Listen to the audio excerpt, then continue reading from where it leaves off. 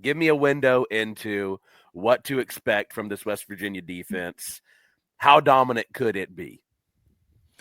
I don't know. I don't know that I'll use the word dominant.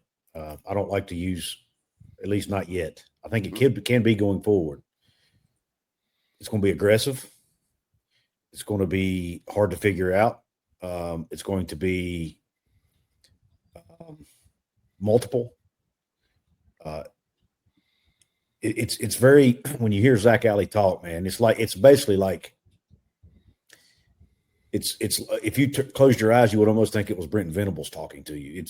It's like if you took Bob Stoops and Brent Venables and cloned them together, a Zach Alley appears. I mean, it's that hearing him talk. And he was brought up under Brent Venables, so he's got that Brent Venables mentality, right?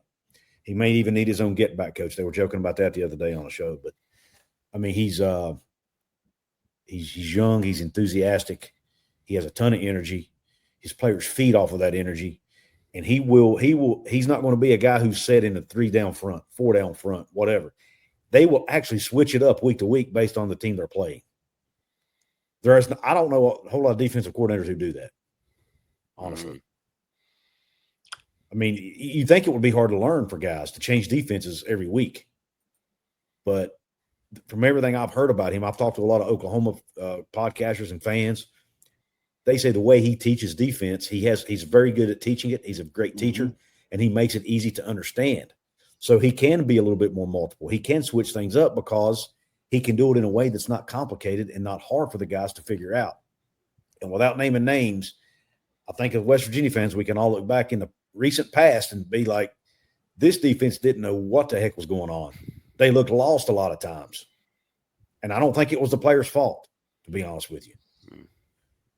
I don't know that the teaching, maybe, I don't know. I don't know what was going on, but there were a lot of times, man, they were not in the right position. They missed assignments. They were not even lined up properly. I don't know how many times we heard that in press conferences. How can you be a Power 4 football coach and not have your guys lined up properly? I mean, it's maddening. But anyway, I'm all done with my rant, but I think you can expect a very aggressive defense, more aggressive than you've seen in quite some time in Morgantown. So Zach Alley, obviously, he's been a head coach a defensive coordinator since he was 27 years old. You know, that was in 2021. He's been doing this for a little while. And if you look at some of his defenses, number one, he spent 7 years with Brent Venables at Clemson and was there literally. He was there when we won 70-33 against Clemson in the Orange Bowl, which is, most people agree, is the genesis of the Clemson that came up with Dabo Swinney 2012 on. He was there for that and saw that was the year Coach Venables came in because they fired that defensive coordinator. He watched it all happen and learned along with Brent Venables. Then, obviously, after a very successful stint at Jacksonville State with Rich Rod, where he brought him in and it proved to be fruitful after Rich Rod saw how good this kid was at Louisiana Monroe after he came over from Boise. He said, okay, I want him from Oklahoma. And if you look at what he did in 23 and 24, let's just go there. Both, Oklahoma, as bad as they were last year, they were 19th in total defense, 11th in rushing, 30th in scoring defense. They were 3rd in defensive touchdowns, 5th in fumbles recovered, 10th in team tackles for loss, 11th in first downs, 23rd in sacks. In 2023, you were 33rd on Jacksonville State, 33rd in scoring defense, 43rd in total defense, 15th in rushing defense, 4th in opponent yards per rush. They had 10th in interceptions with 16. They were 13th in sacks per game. Like, this is a very, very aggressive defense that I think is close to what Heacock runs there at Iowa State. It's a very similar defense with 3 safeties.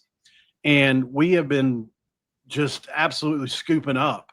I don't know how many DBs we brought in. It seems like probably 15 over the course of the last few months. And a couple of them are extremely good. It's going to be the best nickel room I've ever seen West Virginia have in 10 years, at least. They've got guys that on the defensive side, nobody really knows about yet because they haven't played together yet. But we talk about Michael Coach Jr., a guy that Mike Gola Jr. said listen, when I watched him play, he shut half the field down. He unsolicited made a tweet about him when we signed him for whatever reason. I love this kid, he said. And we talked about Jamoy Robinson, who was the American Conference Player of the Year. We returned the entire defensive line group, and we've signed 2 really good linebackers who I think are going to be pretty good. Point is I really like our defense this year. I don't know in year one, you never know. It's kind of a crapshoot, but I do think that based on his past, based on those previous defenses, you look at that was his first year calling plays at Oklahoma last year, and I ran through the numbers. So, I mean, they were very good in his first year. They went up 20 spots in almost every category from Venables to Alley. So I think we're going to be all right. The potential is exciting.